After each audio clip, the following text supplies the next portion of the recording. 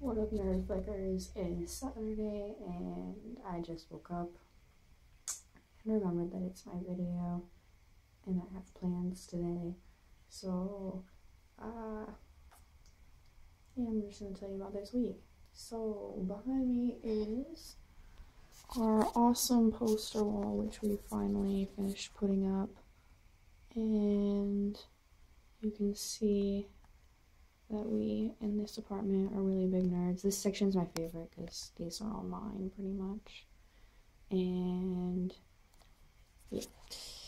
But anyway, so also we finally finished building this desk, which I literally hate this desk. There's, like I told you, funny story about this desk, but I hate this desk.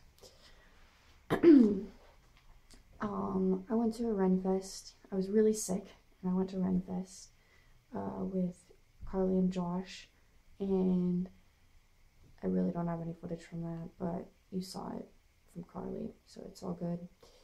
That was super fun, and this week, I had a situation at work yesterday, actually, where I had to do like the right thing when it was an unpopular opinion by all of my peers, co-workers, and the doctor that I was working with. And it was a stressful situation for me because I have social anxiety, and so it's important for me to, like, you know, please other people. And I was making everyone really mad, but I had to do, like, you know, sometimes you just do have to do the right thing. And yeah, so that sucked, but I mean, everything worked out, you know. Ultimately the patient got the best care possible. So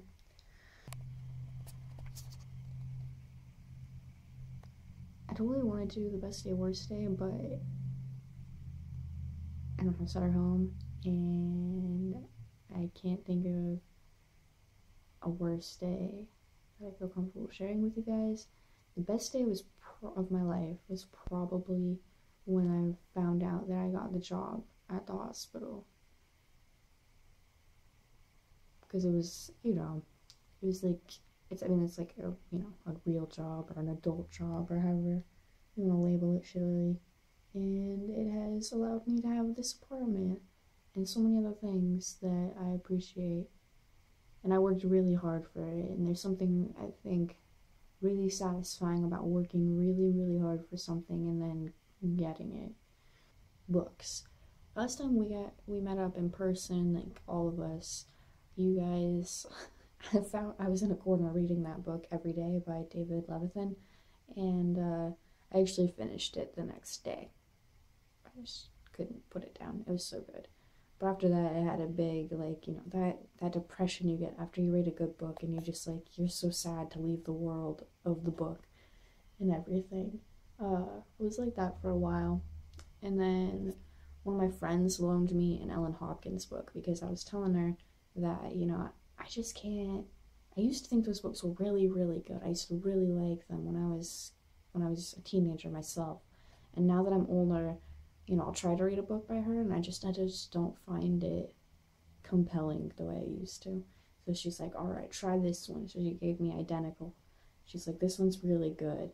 And I read it, and it was one of those books where, like, I predicted the ending immediately. And then when I was correct, I was just like, I was like in a bad book depression. Like, I was just so upset that I mean, it was just, I don't know. I don't think I'm gonna be reading any more of her books. I think that she's nice to read when you're an angsty teenager looking for some kind of twisted stuff, but as an adult, I just don't find her to be that. I just don't like it. So there's that. Let me ask you guys a question about books. What are you reading?